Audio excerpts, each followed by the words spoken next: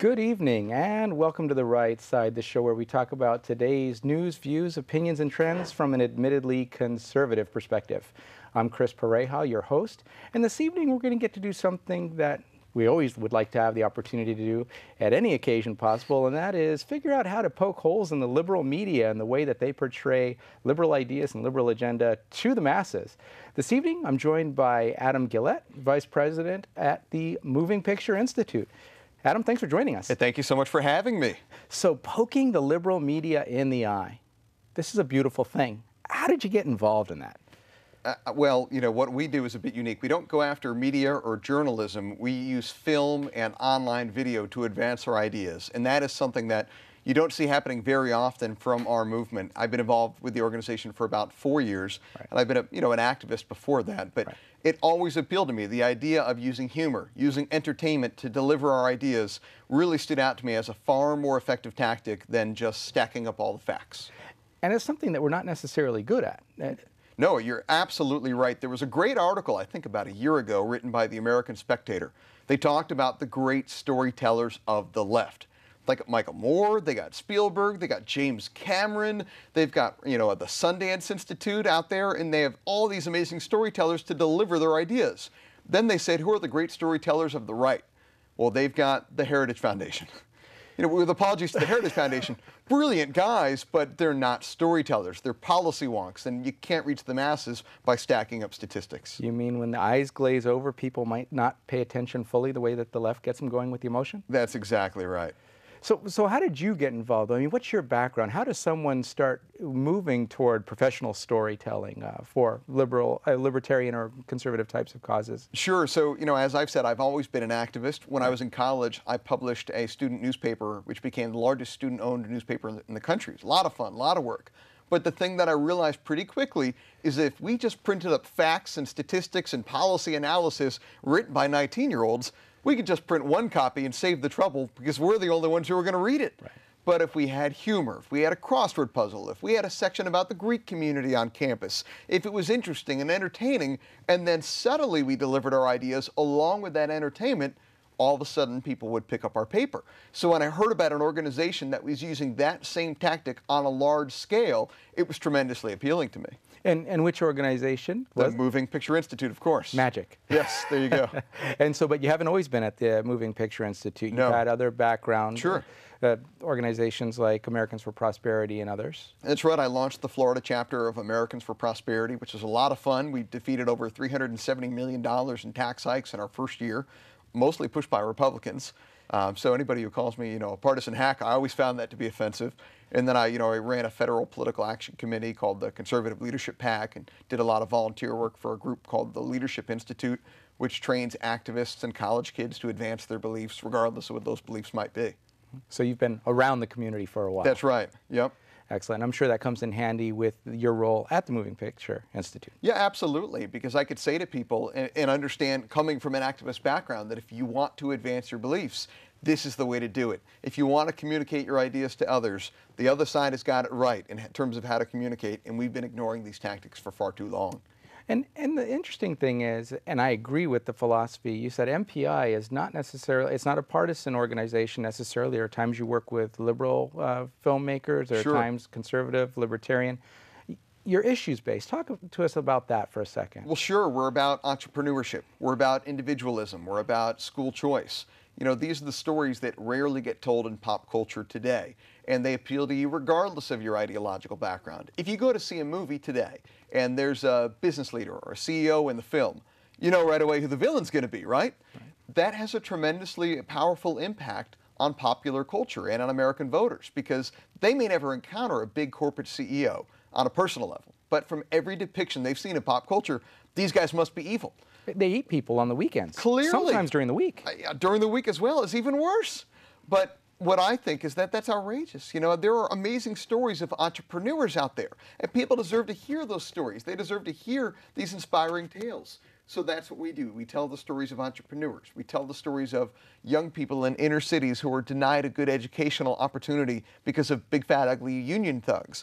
These are stories that don't get told. They frame the debates dramatically different than how they're normally framed, and it's the best way to get our ideas out there.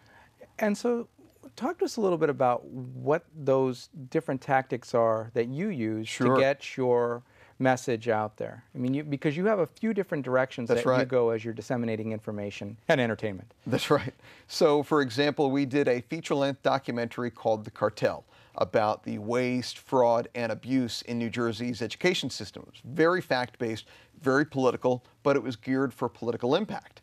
And Governor Chris Christie directly attributed that film with causing him to make education reform the priority of his administration.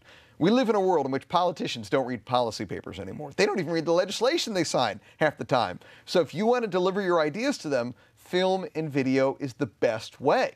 Right. Then on the other end of the spectrum, we do a tremendous amount of content for classrooms. Really, if you're a young person today, your textbooks have one point of view. Your teachers probably have the same point of view. The media, the pop culture, they've all got a big government point of view. But we deliver a lot of freedom-oriented content to classrooms, K through 12, by creating online videos for classroom use. So you're doing all of the things that conservatives and libertarians dream about, in that they want to impact the schools. They say, it's all been taken over by the liberals. We can't do anything. Yeah. You're giving media alternatives in the films that you're producing, which is another thing people are always complaining about. Hollywood's owned by liberals and everything else. So talk to us about how you go about this. There's some examples of the projects that you're working on, and where they may manifest themselves in some things that, like the cartel, that people may recognize. Sure. Well, a couple different examples. We did a film about eminent domain abuse. Now, normally, if you go find your apolitical friend and say, I'd like to talk to you about eminent domain abuse. Exactly. They're turning around and running and screaming. Who wants to hear about such a wonky political topic? Right. So instead of, again, using a policy paper, we did a film or supported a film about a guy named Daniel Goldstein who had his property taken away through eminent domain abuse in Brooklyn so that they could build a sports arena. He wasn't a political guy. He wasn't an Institute for Justice donating libertarian or anything like that. He was just a guy who wanted to raise his own his kids and start a family in this wonderful community in his home, and he was battling crony capitalists, teaming up with local bureaucrats to take his home from him. It was a powerful tale. We did an incredible film about it, Battle for Brooklyn. You can get it online, and it was shortlisted for an Academy Award nomination in the Best Documentary category. Normally, if you want to get a freedom-oriented tale shortlisted for an Academy Award, that ain't going to happen. Right. But if you use powerful storytelling, if you don't make it so overtly political, if you make it something everyone can embrace, you can get a much greater reach than what you would otherwise get. And it works for the lower information voter and everything else, and it grabs them by their emotion. That's exactly right. Similarly, we do a lot of stuff on YouTube. Low information voters, the average voter these days, they're not sitting down and reading Hayek and reading Keynes and carefully debating the economic beliefs they want to, subscribe to before casting their vote like a judge and a jury, carefully going over the. That's not them.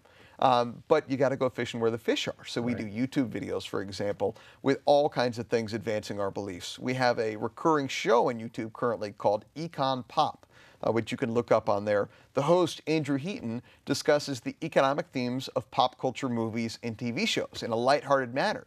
For example, one of my favorite episodes he did was about Ghostbusters. People forget Ghostbusters is a great story of entrepreneurship. You've got these guys who quit the university system to start their own business. And do you remember who the big villain is? The woman that floats in the air, if I remember. Well, no, Sigourney Weaver gets there, but Walter Peck from the EPA. The Environmental Protection Agency wants to shut down their business. In the big scene, they shut down the machine, letting all the ghosts free and causing the Stay Puft Marshmallow Man to rain chaos upon the city and marshmallow substance. So it's a great story of entrepreneurship that people forget or miss. It even has lines like Dan Aykroyd talking to Harold Ramis about quitting the university system, and he says, "You haven't been out in the private sector. I've been there. They expect results." People forget how great of an entrepreneurial theme it has. Similarly, Dallas Buyers Club is like that. So he does lighthearted YouTube shows of Econ Pop where he discusses these themes and explains them in a broader detail or broader context what these actual economic themes mean for average people. And it's a fun, lighthearted show.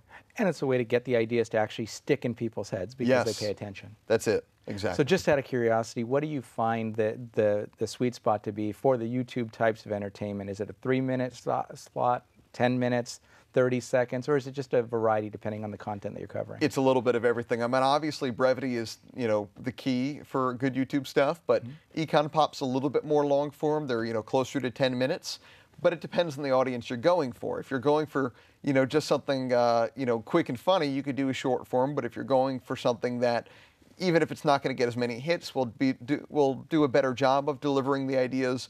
A longer form video like Econ Pop can work that are 8 to 10 minutes. What we do with Econ Pop is also quite unique because we offer a next step. Normally if you see a political YouTube video, it's kind of a one-off thing. What do I do after it? I watched your video. What do you want now? Right. If I want more information, where should I go? So with Econ Pop, we release podcasts with the host discussing more of the themes in depth with a couple economists. So after you watch this lighthearted video, if you want to hear more about entrepreneurship or things like that, you could then go to iTunes and download the podcast where in a more serious matter, they discuss the issues. It's a great next step for people who, really aren't new to these beliefs. Okay. And so what are you doing in the schools? What are you doing with education? Give us some examples there. So one of my favorite films that we've ever done, it's a short form narrative film called 2081. It's based on the Kurt Vonnegut story Harris and Bergeron, which is essentially a parody of big government egalitarianism. It takes place in the year 2081, our story does, and big government has finally made everybody equal. Beautiful people wear masks. You and I would be unaffected. Strong people wear weights. Smart people wear devices in their ears to distract them. Everybody is now equal. And it's a wonderful short little film, and we actually have it through the Free to Choose network in over 18,000 classrooms, something like 1.5 million kids every year hearing this cautionary tale about big government egalitarianism. That's an idea they were not going to be exposed to from their textbooks. That's an idea their teachers were not going to bring up to them. The mainstream media was not going to bring up to them. But now we're exposing them to those ideas for perhaps the first time ever. And for us, that's a tremendous success. Right. And you do some things, and you're gearing up to do more in the more the feature-length space. Is that correct? Yeah, we do a lot of feature-length stuff. We did, as I mentioned, Battle for Brooklyn and The Cartel were tremendous success stories. We did a film that was released, I guess last year now, about a female entrepreneur named Sion. She was a refugee from Eritrea. We want to sell the idea of entrepreneurship because, entrepreneurship, it's the soul of our country. We want to inspire more people to be entrepreneurs. And as we said, pop culture defines business leaders as evil. So we wanted something to the contrary. So we did a film called Dog Days telling her story. She comes over as a refugee from Eritrea, Sion does. She's a single mother. She's the ultimate underdog. And she teams up with a business guy named Coit who lost his job and comes up with a business model for food cart vendors in D.C. to sell high-end products. It's a unique idea. And who could be against this? It's people teaming up to offer better products for consumers. It's a single mother refugee. Who could be against that? Well, local big government regulators, naturally. Yes. So instead of, having to battle simply her, competitors in business, she has to battle big government regulators and the local permitting office and things like that. And it really sells entrepreneurship, puts a face on it, and shows who the real villain is when people are trying to achieve the American dream. And unfortunately, too often, it's local regulators. Right. And that's a film I just loved. Yeah. And so talk to me about, we were talking before the show about how you've watched what happens in other circles and how the political activism, particularly on the left, is more effective because they move you through the process. Sure. And they have a call to action at the end of a lot of their initiatives. And you're working on some of those things so people can take more logical next steps in upcoming projects, right? That's exactly right. Jeff Skoll, the founder of eBay, the freest market the world may have ever seen. You would think he would love free markets. No, they climb the ladder and then they cut off the rungs on the bottom. Exactly. They go from market entrepreneurs to political entrepreneurs. It's unfortunate to see. But Jeff Skoll, to advance his beliefs, real wealthy guy, instead of just maxing out to political candidates or giving money to liberal organizations, he actually set up his own Hollywood production company called Participant Media. And they're behind pretty much every big government-leaning film you've ever heard of, and plenty that you haven't. They were behind An Inconvenient Truth. And these guys don't just release these films and hope for the best. Instead, they build social action campaign websites. So after you watch An Inconvenient Truth, they direct you to their website where you can sign a petition to get the film in schools, send a message to your elected official in your district about climate change, read a policy paper from a big government think tank. They have definable next steps where they take casual moviegoers and turn them into effective activists.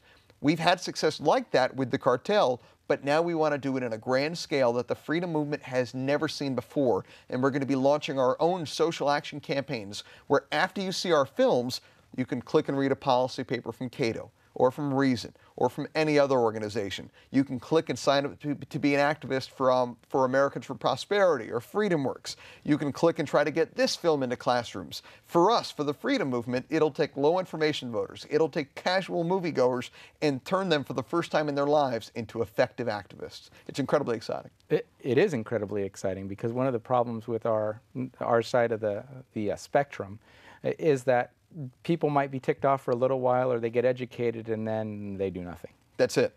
And you use the term slacktivist, That's right. which I think is going to go nationwide anytime. That term will go viral. But you also do some things to support the grassroots to help arm activists to go out and get the stories out much more effectively. Are you able to talk to us at all about some of those initiatives? Well, sure. I mean, most notably what I'm doing here tonight for the Silicon Valley Conservative Forum is speaking about how you can advance your beliefs through storytelling. Even if you're not going to go out there and make a multi-million-dollar narrative film because you don't have the funds or talent or resources for it, when you're trying to persuade people to agree with you, you can adopt tactics that are going to be more effective. Normally, if somebody comes to you with an adversarial point of view, you dig in your heels. There are chemicals released from your brain and you become fired up, But if you instead use emotional storytelling, if you use humor, it can diffuse and get around those barriers that they're setting up. Jon Stewart is my favorite example. So many conservatives, so many libertarians watch his show even though they disagree with everything he has to say because he's funny. They will subject themselves to hearing viewpoints that make them nauseous because it's funny.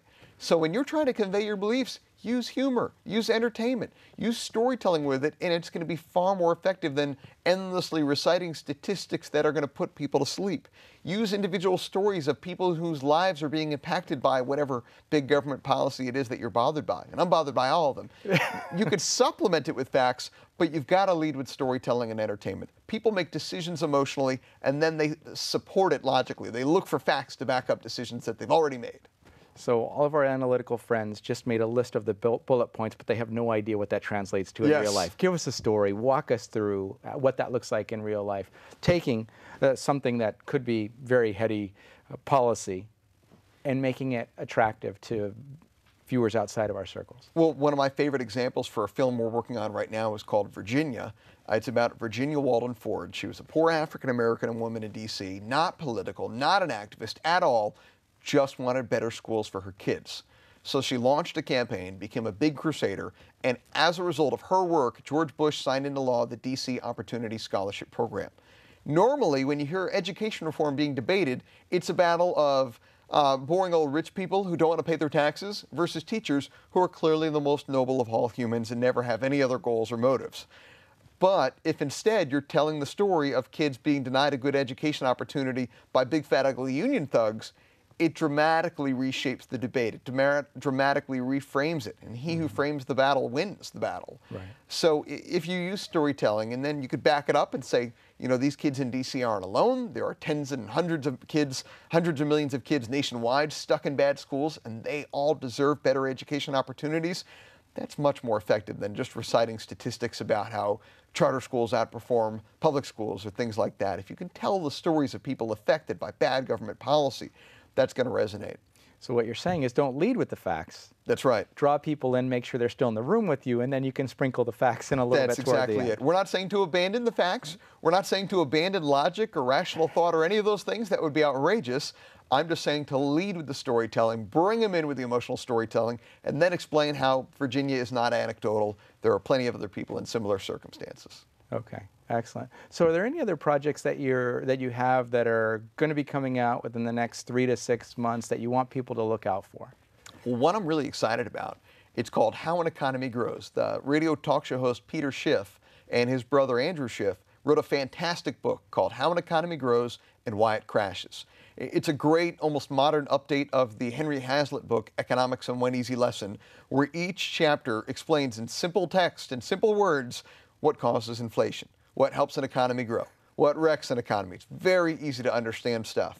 we are converting it into a CGI story for classroom use with little vignettes with fictitious characters, and it slowly tells the story of their little economy growing, and then their economy getting wrecked through overtaxation, regulation, and inflation. We'll be launching a crowdfunding campaign for it next year. But if you care about getting things like free market entrepreneurship in front of young people, it's going to be a tremendous vehicle for us to do just that. So speaking of people with the minds of young people, are you going to also be sending this to the state houses and Washington, D.C. for the politicians and their staffs to review? Oh my gosh, they certainly need it. Well, we're going to be doing with those social action campaigns more legislative screenings. And you have to, like I said, and like you know, these politicians don't read the laws they sign. They're not sitting down to study, analysis for long-winded 80-page paper. It's not going to happen. For these people, it's almost as if reading is dead. So if you want to get to them, you got to go fishing where the fish are, and they watch videos. Well, and the reality is the lobbyists are the ones who write the laws. So the guys that are signing them didn't write them in the first place. In California, we pass bills that are blank. They just put the title out, and then you can come back and fill in the blanks later, which may have nothing to do with the title. But not only that, I mean, here locally, I know you're from the other side of the country. Here, our state Senate just fired 40 analysts because the last thing they want to do is actually know what the policy says. So emotion and video may be the only way that we're going to reach these folks. That's exactly right. And even for the elected officials who already agree with us, if you give them good storytelling on behalf, that's just political capital they can use and examples they can use. It's the most effective way to advance our beliefs. And many people on our side, they want to reject it because they're inherently logical. They're inherently quantitative and rational and fact-based, as I think everyone should be. But you've got to go fishing with the bait that's going to be the most appetizing for what you're trying to catch. Right. And if you're going after 17-year-olds, if you're going after low information voters, quantitative analysis isn't the thing that you necessarily want to lead with. And stories stick in people's minds. They do. I mean, it's been going on for centuries. That's how information is passed down from generation to generation. How did we learn our values? Through moral fables. But we don't speak of values anymore. That's right. That's right. It reminds me of the Onion bit about valueless voters and their concerns in the upcoming election. But we learned our values through moral fables. The Bible is a collection of moral fables advancing ideas. Yes. It's not the 10,263,000 commandments. It's stories conveying beliefs and ideas and values and lessons. And that's the way to convey information to people. Right. So Adam, tell us a little bit more how people can track you, find out what you're working on. Website? Sure, movingpictureinstitute.org, movingpictureinstitute.org. You can click through and see all of our films, our feature-length stuff, our YouTube stuff. It's all in one place, and if you find a film, it'll show if it's on Netflix or Amazon or iTunes or YouTube, and you can click right through there. Of course, obviously, we're a nonprofit organization, so if you wanted to support us, you could do it on that site as well. If you're interested in getting involved in filmmaking, you could sign up on that site. All our resources are on that site. Okay. And so people can submit ideas and other things? Sure. Perfect. We are looking for talented storytellers out there who could advance our beliefs. So if you know someone, we'd love to meet them. Excellent. Well, we appreciate you coming to this side of the country, sharing your passion, and giving us a little bit more information on what you're doing. And hopefully we'll direct some people your way so they can do it too. Thanks again for having me. Glad to be here. Thanks, Adam. And we'll be right back after a word from our underwriters, the Conservative Forum.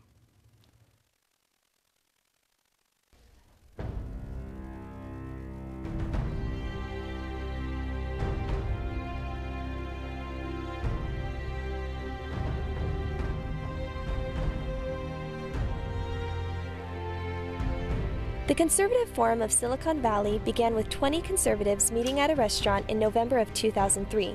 Our mission is to promote the principles of American liberty through education. By 2012, we had grown to over 600 paid members. Our monthly meetings feature well-known and prestigious conservative speakers addressing issues that are critical to our country's very survival.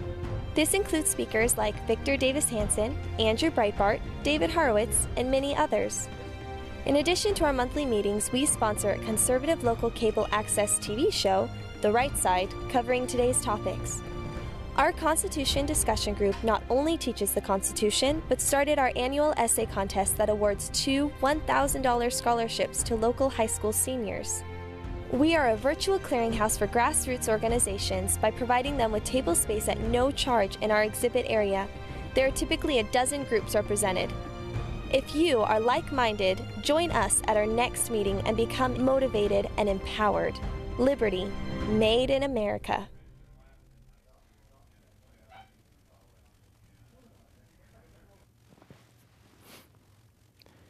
And welcome back to the right side. That was a word from our underwriters, the Conservative Forum. And while we love the fact that they underwrite the show and make this all possible, this is just one of the many things that the Conservative Forum does to convey conservative values. The thing that they're best known for is their speaker series, which occurs the now second Tuesday of each month at the IFES Portuguese Hall here in Mountain View, about 3 minutes from the studio. And at 7 o'clock on the second Tuesday, you have speakers such as Adam Guillette, who we were graced with this evening because he'll be speaking at the forum.